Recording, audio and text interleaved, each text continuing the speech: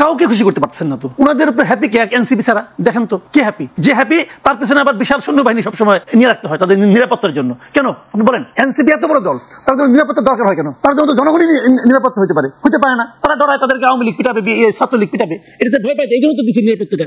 যাদেরকে তারা ভয় পাচ্ছে তাদেরকে তো পুলিশ দৌড়াচ্ছে সারাদিন, কারণ মিটিংয়ের সময় না, সব সময়ের জন্যই তাদেরকে দৌড়ায়। তো তারা তাদের জন্য ভীতিকর হয়ে গেছে। আর তারা একটা মিটিং করতে পায় না, সঙ্গে পুলিশের বহর লাগে। আজকে দেখলাম রাঙামাটি একটা ভিডিও দেখলাম, উপরে থেকে উঠাইছে, এনসিপি মিটিং যাচ্ছে, 15-20 জন লোক যাচ্ছে, পেছনে বিশাল বহর। এই যে বহরগুলি যাচ্ছে, এদের পেছনে একটা খরচ আছে না? এদের বেতন আছে না? এদেরকে আমরা বেতন দিই এদেরকে পালার জন্য, এদেরকে নিরাপত্তা দেওয়ার জন্য। কারণ ওরা ছাড়া আর কেউ খুশি নেই গভর্নমেন্টের উপর। This is reality. এই গভর্নমেন্টের উপর বিএনপি খুশি? বিএনপিকে জিজ্ঞাসা করেন তো বিএনপি খুশি কিনা? পুরো পলিটিক্যাল পার্টি প্রতিদিন সকালবেলা পলিটিক্যাল পার্টির নেতারা একটা খড়ের মধ্যে ঢুকতেছে, ঢুকে নিয়ে চা বিস্কুট খায় আর কি গালাপ সালাপ করে বাইরে আসে। আমি অর্ধেক খুশি, কেউ আংশিক খুশি, কেউ একদমই খুশি না, এগুলি বলে। তারা সংস্কার করতেছে, এগুলো আলটিমেটলি টিকবে। আজকে শিক্ষার্থীরা যখন ক্ষুব্ধ হয়েছে তখনও বলা হয়েছে এটা রাজনীতি, মানে এখানে আওয়ামী লীগ ঢুকে গেছে, ছাত্রলীগ ঢুকে গেছে, তারা এই জায়গায় গেছে এবং তাদের পুলিশ দ্বারা কাঁদানি গ্যাস ছোড়া, তাদেরকে লাঠিচার্জ করা, সাউন্ড গ্রেনেড ছোড়া, এই সব কিছুর মধ্যেও একটা গোষ্ঠীকে আমরা খুবই উল্লসিত হতে দেখছিলাম।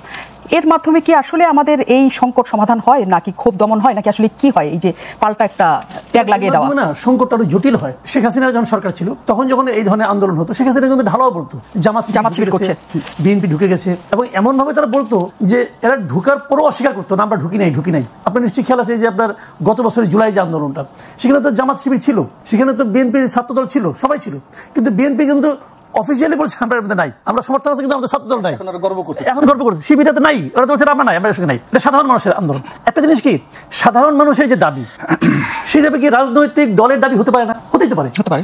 আমি একটা জিনিস বলছি যে জিনিসপত্রের দাম বেড়েছে, এটা যদি আমি বলি, এই কথাটা যদি জামাতও বলে, এই কথাটা যদি আওয়ামী লীগ যাকে আপনি কর্মকাণ্ড নিষিদ্ধ করছেন সেই লোক যদি বলে, তাতে কি বাস্তবতা কোনো চেঞ্জ হতে হয় না? এখন মনে করেন আমি বললাম, ছাত্রলীগের একজন লিডার বললো, অথবা আমি ছাত্রলীগ হয়ে গেলাম, বলবে তো যে ছাত্রলীগের ভাষায় কথা বলছি। তো এই যে অতি সরলীকৃত ব্যাপার সেগুলো, এগুলো না, এগুলো আসলে হলো লেম এক্সকিউজ। তারা এগুলো দিয়ে নিজেকে এটা কিন্তু কেউ বিশ্বাস করে না। ওরা যখন কথাগুলো বলে এখানে আওয়ামী লীগ ঢুকে গেছে, আচ্ছা আওয়ামী লীগ যদি ঢুকে, আওয়ামী লীগের লোক তো ছিল।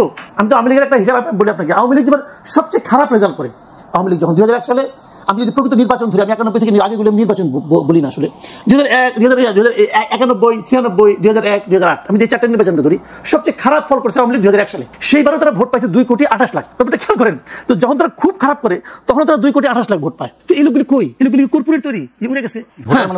তাহলে এখন এই লোকগুলিকে উড়ে গেছে আকাশে, মানে ওনারা এই আমাদের মহান আপনার নোবেল বিজয়ী ঘোষণা করলেন, কালকে থেকে আওয়ামী লীগের কার্যক্রম বন্ধ, সঙ্গে সঙ্গে তারা সব মানুষ থেকে